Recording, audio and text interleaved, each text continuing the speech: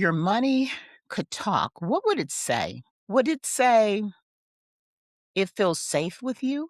Would it say, girl, you keep giving me away? Are your wealth building methods quiet or announced? Your money shows up with designer logos on it the size of a steering wheel.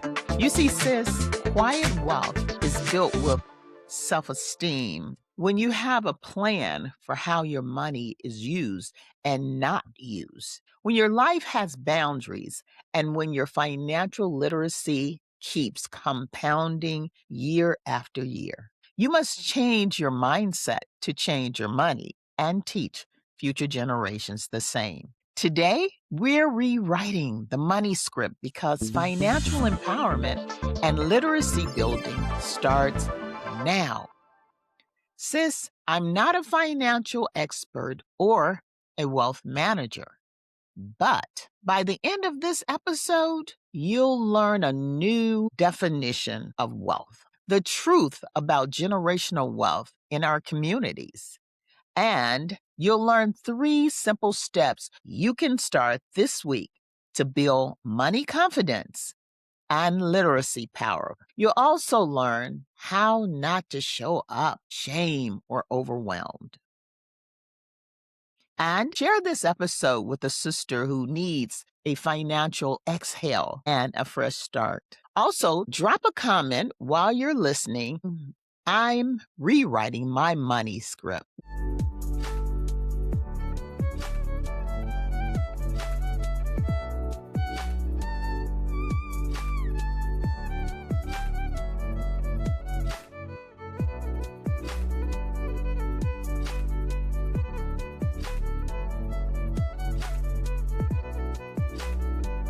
Welcome back to the Mahogany Table Podcast. Here we embrace power, purpose, and legacy. I am Joy Stillmore, the host. I created this space for mahogany women, Black and brown, over 50, who are ready to stop playing small and start building the next chapter with intention. Around this table, we talk about real life, real growth, and real legacy moves. And today's episode is rewriting the money script. We're looking at wealth building for women who've done the work. Sis, let's be honest. Many of us were raised with 2 money lessons. Money doesn't grow on trees, or money is not everything. How many of us have heard that? You may have even heard money is the root of evil. Okay, sis, God is faithful, but let me say this with love. The Bible, James 2:17, NIV version says, and I paraphrase, faith without action or works is dead. Faith doesn't replace a plan, and words without action are merely a dream. Many of us learn how to make ends meet and keep the lights on and stretch a dollar.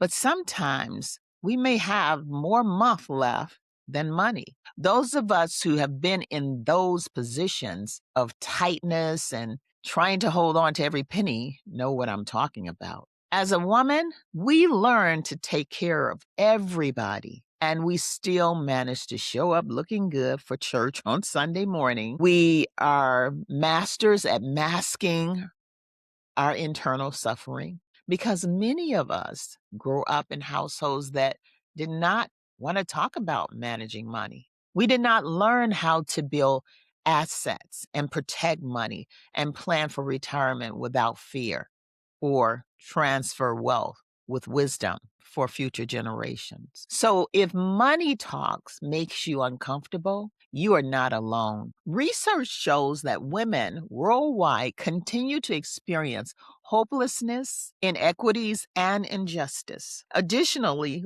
thousands of working women, head of households, and others raising families depend on a system that gives them little to no consideration. So many of us are simply untrained in the language of wealth, but that can change. And I'm here to help you do that. Sis, I know amazing sisters who have led teams, raised children, served their communities, their churches, their families, and built businesses. But when it comes to money decisions, they still feel they are poor at managing money. They still feel like they can grow and that there is much to learn about wealth creation, investing, and money managing. Well, let's dive into that a little deeper. The majority of women in single head households spend most of their disposable income on health care, food, transportation, and housing. In most cases, they are stretching the dollar. I would say they're pretty good money managers. So, those who say, I'm not good at managing money, that's a limiting belief, not a personality trait. That's a script that has been passed down from generation to generation. It's time to rewrite that script. Scripts can be rewritten. Renowned life and business strategist Tony Robbins teaches us that limiting beliefs can be changed if we're willing to take action, and it doesn't matter what season of life you're in. Because if you want to know the truth, many women start later in life and have built significant wealth, and you can too. Your age is not a deadline, it's an advantage. You have wisdom, discernment, and survival skills that, when paired with valuable life lessons and resources, becomes wealth building tools. My grandmother taught my mother to make sure that she stashed a few dollars away for rough times. And my mother taught her daughters to do the same. And I taught my daughters. And for many of us, that stash has grown and multiplied significantly over time. Based on how we invest it will determine how it grows. Today, we're told to pay ourselves first. So let me share 4 wealth building lessons with you. Lesson number 1, redefine wealth beyond income. Since wealth is not just how much you make, wealth is what you own, what you know, and what you can pass down. The Bible teaches us that true legacy transcends material wealth, focusing on passing down godly characteristics, wisdom, and faith to future generations. Redefine wealth in 3 parts. Look at assets. Assets are those things that can grow in value or generate income, such as savings, investment, property, and your business. Next, access to credit, health, access to relationships, opportunities, and knowledge. Then the third one would be legacy. Legacy is a system you leave information, its protection, its benefits, and generational options. So even if you're not where you want to be at this time, you can start where you are. Let's look at lesson number 2, generational wealth, myths and truths for Black and Brown communities. Sis, let's bust a few myths with love. Myth number 1, generational wealth means that you have to be rich. The truth is, generational wealth can start with small, consistent systems. Systems such as emergency funds, plus beneficiary updates, a will, a debt plan, basic investing. Myth number 2, it's too late after 50. The truth is, after 50, you often have clear priorities and less tolerance for nonsense. That's power. Myth number 3, talking money causes conflict. Truth, avoiding money conversations causes confusion. And money conversations create peace of mind. And sis, I cannot emphasize this enough. If we don't talk about money, we keep repeating the same cycles over and over. just in nicer outfits. Normalize the conversation about money with your children and grandchildren. Teach them financial literacy. Teach them to give to charities, and they will receive if they learn to give.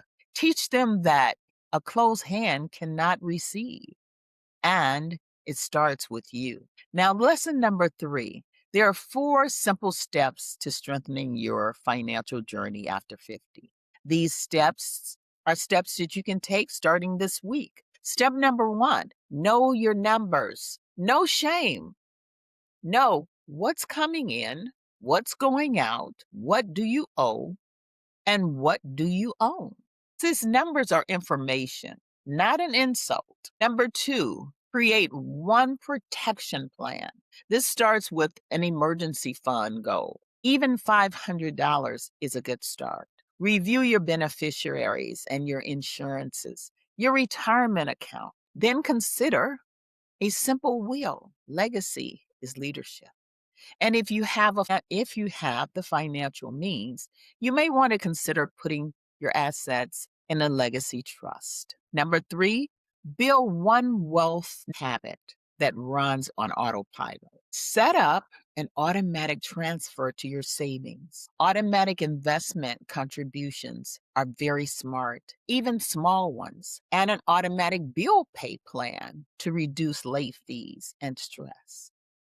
And 4, create a financial plan for yourself. If you're a person who's married after 50, talk with your spouse and come up with the best plan that fits your household. Consider these strategies: a joint account, splitting finances, retirement planning, insurance planning, as well as estate planning, debt management, and in some cases, a prenup agreement may be wise. You may agree to split your expenses 50% in your household. A quick note: I heard Steve Harvey say that seasoned marriages should have 4 household accounts. 1, your primary household account. 2, your personal account. 3, your husband's personal account. And 4, a joint savings account. 2 signatures required for withdrawals. This keeps confusion down. Remember, small systems can cut back on significant confusion. Lesson number 4, bridge the gap. Wealth management is not just about the income you earn from your job. It's how you steward your life and money. It's how you protect your family finances and model financial freedom. So, sis, try this week. I challenge you to do a 20-minute money reset. Set a timer for 20 minutes. Well, you want to play full out, sis. 100%, not half step. Get a piece of paper, a pen, and your favorite tea. Yes, make it cute. And you're going to set 5 minutes, right? My current money script says, for example, money disappears. I'm not good with money. I'll never catch up. Then my new money script says, I'm aligned with my money choices. I build wealth in seasons. I leave my legacy with wisdom. Step 2, this will take 10 minutes. Make your power list of 4. Write your 4 responses in your journal. 1 bill you will organize, 1 debt to address, 1 savings move you will make automatically as an automation, 1 legacy move, whether it's a beneficiary update or will research. Step number 3 will take 5 minutes. Text or tell a trusted sister that you're making this commitment and you will complete these exercises. Have them to hold you accountable. Let them know that this week I'm doing a power list of 4 because we don't want to do this alone. We do it in community. Well, sis, if this episode spoke to you, please do me a favor. Matter of fact, do 3. Subscribe to the Mahogany Table Podcast on YouTube so that you don't miss what's coming next. Then share this episode with 10 sisters who have done the work and still need clarity on money. And most importantly, join our Facebook Mahogany Circle community. This is where we turn conversations into consistency. We build power, purpose, and legacy together. Because, sis, we're not just trying to make money, we're building options, peace, and generational impact. Remember, I am not behind, I am building. Our quote for today is I come as one, but I stand as 10,000. I'll see you in the next episode. Until then, Queen, wishing you much peace, love, and joy.